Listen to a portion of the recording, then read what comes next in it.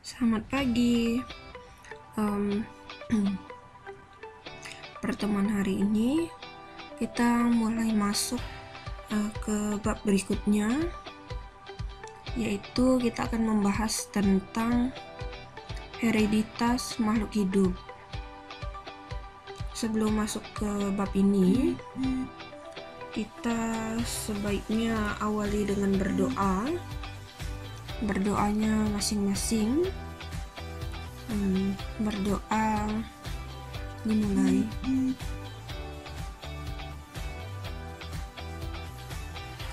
Selesai. Oke. Sebelumnya bagaimana kabar kalian hari ini? Apakah sehat? Semoga saja kita selalu sehat ya.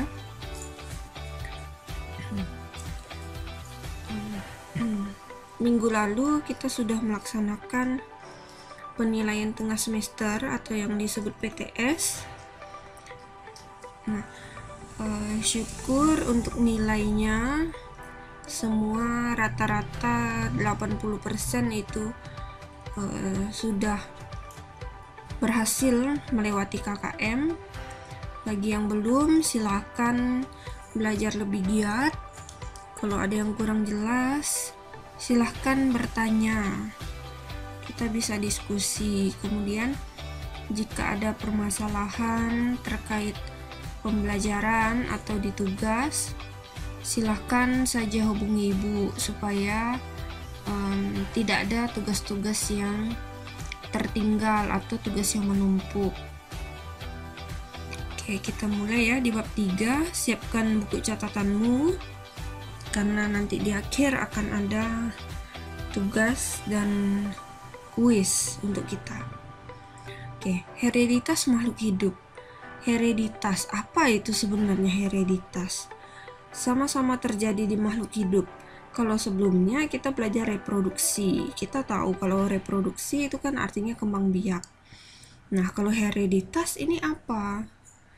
Oke, kita lihat slide berikutnya.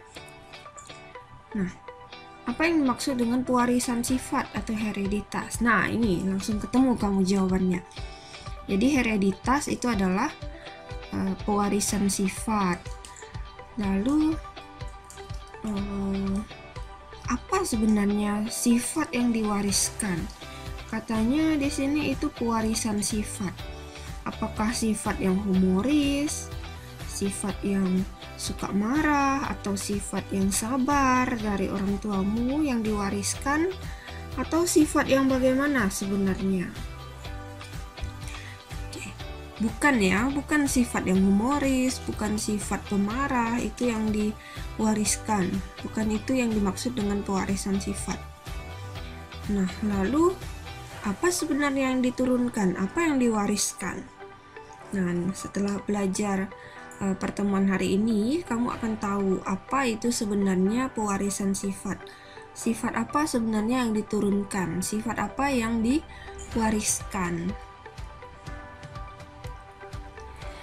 Bagian pertama kita itu belajar tentang kromosom.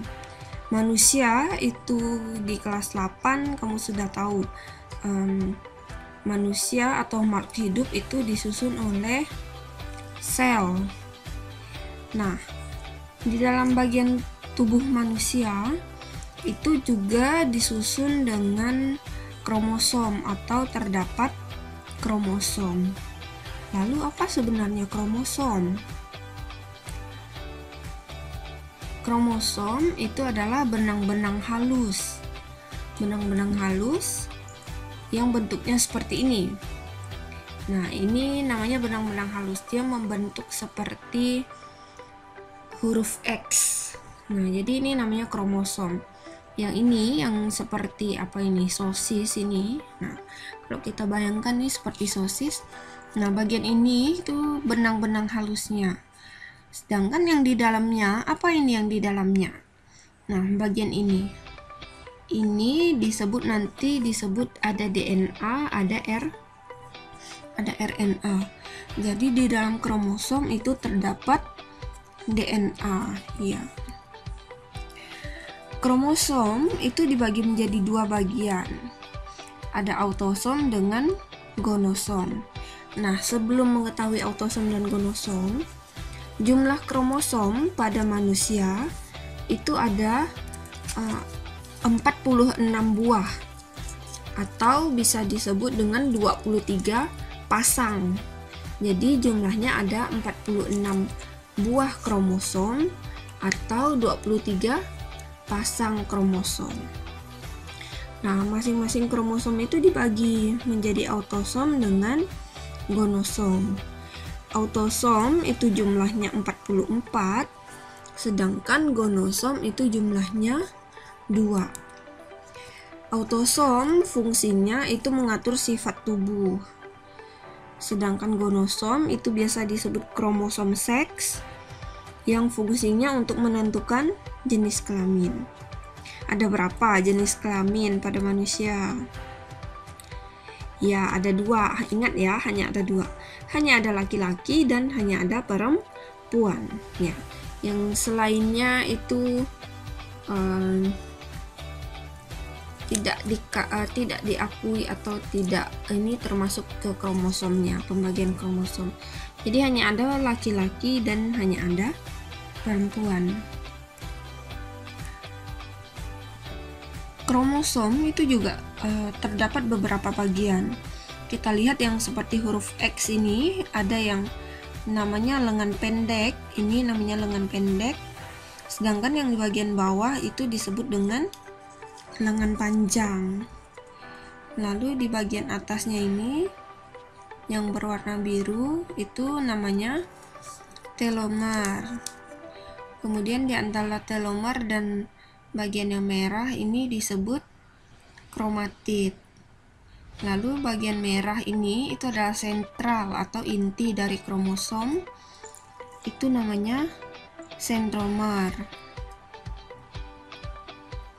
Nah, ini gambar jelas hasil penglihatan dari mikroskop.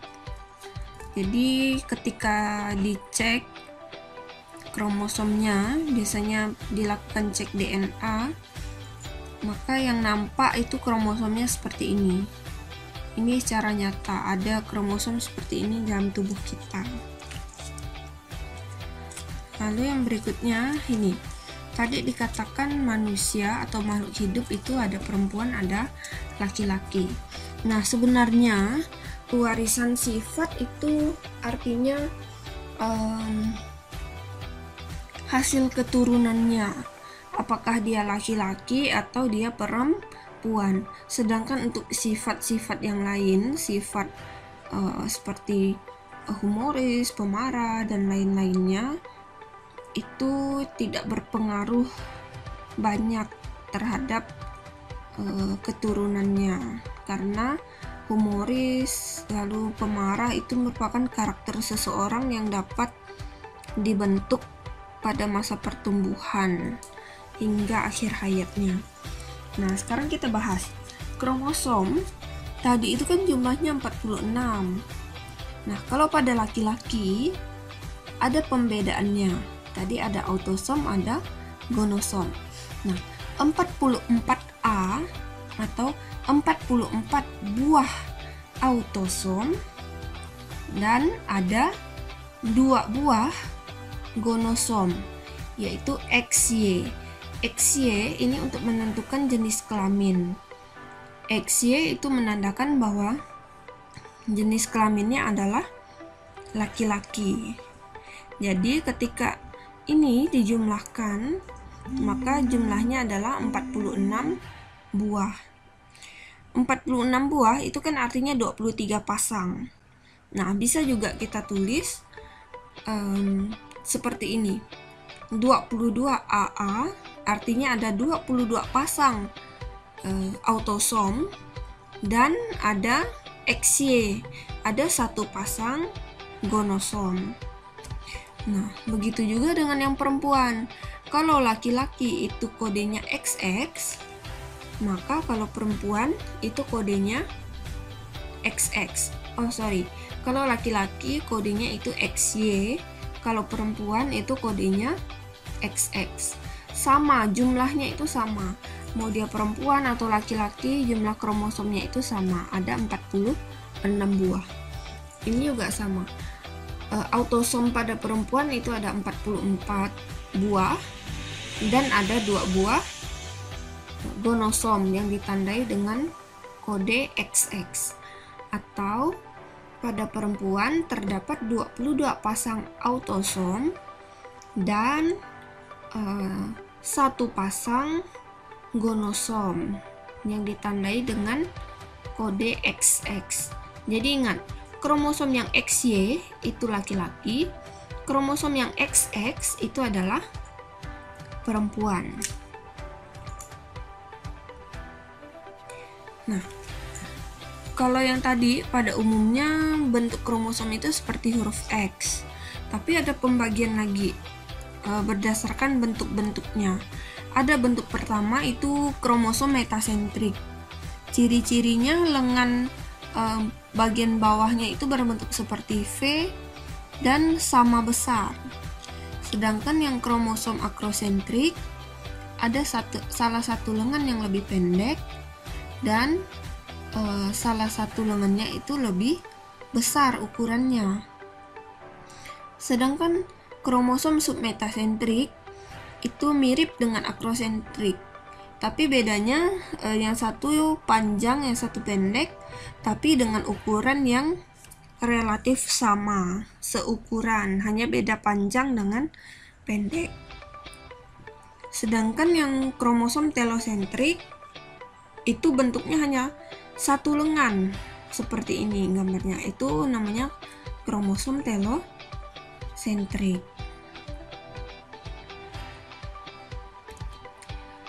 Oke, yang berikutnya ada materi genetik. Materi genetik itu dibagi menjadi 2. Ada DNA, ada RNA. Apa itu DNA? Apa itu RNA? Nah, DNA itu adalah deoxyribonucleic acid, sedangkan RNA adalah ribonucleic acid. Ya, DNA dan RNA. Kalian pasti sudah tidak asing dengan kata DNA. Biasanya di bidang kedokteran itu digunakan untuk mengecek biasanya apakah benar anak yang bernama X itu orang tuanya adalah si A misalnya. Ya, itu bisa dicek melalui DNA. Biasanya yang diambil itu darah anak tersebut dengan orang tuanya, atau rambut, dan bisa juga dites DNA-nya melalui kuku. Itu perbedaannya dan fungsi dari DNA secara umum. Lalu strukturnya, DNA dan RNA itu ada struktur atau penyusunnya. Kita lihat dari DNA. Deoxyribonucleic acid itu bentuknya berupa rantai panjang ganda terpilin. Ganda itu pasti lebih dari satu atau yang kita sebut 2. Jadi ada 2 buah rantai panjang yang berhubungan atau terpilin, yang biasa disebut double helix. Lalu DNA itu disusun oleh gugus fosfat, gula pentosa, dan basa nitrogen. Di dalam basa nitrogen itu dibagi lagi menjadi 2. Ada yang disebut basa purin, ada yang disebut dengan basa pirimidin. Nah, di basa purin itu ada adenin dan guanin. Adenin itu biasa disimbolkan dengan huruf A. Sedangkan guanin itu biasa disimbolkan dengan huruf G. Sedangkan di basa pirimidin itu ada sitosin dan timin. Sitosin itu biasanya disimbolkan dengan huruf C, sedangkan timin itu disimbolkan dengan huruf T. Jadi ada adenin, guanin, sitosin, dan timin. Lalu yang berikutnya, ini gambarnya. Maksud ganda berpilin atau double helix tadi itu ini maksudnya nih. Ada 2 buah rantai, sebelah kanan dan sebelah kiri. Nah, penyusunnya sitosin, guanin, adenin, dan timin itu mengikat kedua rantai ini, dan penyusunnya itu saling berikatan atau saling berhubungan, maka dia membentuk untayan seperti ini. Kalau kita gambarkan kira-kira seperti ini. Nah, jadi ini ada penyusunnya, ini saling berikat yang ini sampai di bagian bawahnya, sampai habis bagiannya tuh.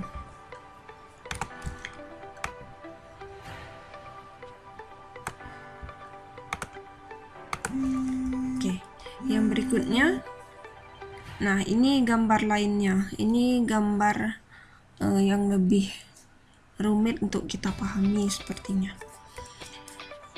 Lalu yang ini gambar hasil dari mikroskop. Jadi bentuk DNA-nya nampak seperti ini kalau di tubuh kita.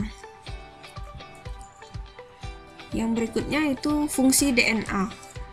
DNA itu pembawa informasi genetik. Jadi genetik itu artinya kan sifat dari keturunan.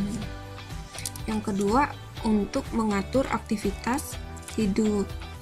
Yang ketiga, mengkode semua jenis asam amino dalam sel. Yang keempat, autokatalis. Autokatalis itu artinya DNA itu bisa menggandakan dirinya di dalam DNA itu sendiri. Lalu fungsi yang kelima adalah heterokatalis, atau mampu mensintesis, mampu membuat senyawa lain, itu artinya heterokatalis. Lalu yang berikutnya ada RNA. RNA itu adalah ribonucleic acid. Bentuknya hanya ada satu rantai. Kalau tadi DNA itu kan 2 rantai. Nah, kalau si RNA ini hanya ada satu rantai. Lalu penyusunnya itu hanya berbeda di gula ribosa, gula ribosanya. Ini contoh gambar dari RNA. Jadi dia hanya ada satu. Bentuknya tidak harus berpintal seperti ini. Bisa juga kita buat bentuknya lurus. Lalu ini ada penyusun-penyusunnya, bisa disesuaikan dengan warna-warna di keterangan ini. Nah, kalau ini kan warna oranye artinya ini urasil, warna biru artinya sitosin, warna hijau artinya guanin, tuh, dan seterusnya. Itu untuk contoh jika kamu menggambar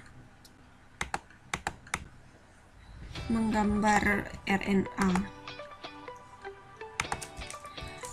Oke, yang berikutnya, apa perbedaan RNA dengan DNA, Bu? Kalau seperti itu, bukankah mirip gitu kan? Kalau mirip, pasti ada perbedaan. Ada 6 hal yang menjadi pembeda antara DNA dan RNA. Yang pertama itu dari letaknya, kemudian dari bentuk rantai, lalu dari kadar atau penyusun, dari fungsi, dari basa nitrogen, dan bagian gula. Di letak, DNA itu terletak dalam nukleus dan plastida. Sedangkan RNA itu terdapat di mana saja, yaitu di dalam nukleus, sitoplasma, matriks, mitokondria, plastida, dan ribosom. Lalu kalau dari segi bentuk, DNA kita tahu tadi double helix atau ganda terpilin. Sedangkan RNA itu bentuknya tunggal atau hanya ada satu dan tidak berpilin. Kadar atau penyusunnya Kalau DNA itu selalu tetap penyusunnya, sedangkan yang RNA itu penyusunnya tidak tetap, jadi berubah-ubah kalau dia RNA. Dari segi fungsi juga sangat berbeda. Kalau DNA pengendali faktor keturunan dan sintesis protein, tapi kalau di RNA dia hanya berfungsi, RNA itu hanya berfungsi untuk mensintesis protein RNA. Nah, yang ini basa nitrogennya itu hanya berbeda di timin dengan urasil. Di bagian gula, DNA itu punya gula deoksiribosa, sedangkan RNA itu punya gula ribosa. Oke, untuk materi hari ini cukup dulu sampai penjelasan yang terakhir tadi. Jika ada pertanyaan, boleh kita diskusi, boleh kamu bertanya melalui grup atau via chat WA. Nah, yang berikutnya tugas kamu untuk hari ini, untuk pertemuan kali ini, kamu membuat catatan, merangkum pembelajaran dari video ini, tulis di buku catatan dan kumpulkan di classroom. Paling lambat hari Selasa jam 6 pagi. Jadi usahakan sebelum mata pelajaran yang berikutnya itu sudah selesai, supaya tugas kamu tidak menumpuk, karena di akhir November atau di awal Desember itu kita udah penilaian akhir semester. Jadi usahakan tidak ada tugas yang menumpuk. Kita bekerja sama bagaimana caranya. Usahakan tugas dan mengakses materi itu tepat waktu. Oke, terima kasih untuk yang telah mengakses pembelajaran hari ini. Semoga penjelasan pada hari ini bermanfaat. Jika ada salah kata, mohon diinfokan supaya kita sama-sama memperbaiki apa yang kita sampaikan. Kita sama-sama belajar, maka jangan malu bertanya, silakan saja bertanya. Oke, terima kasih. Tuhan Yesus memberkati. Amin.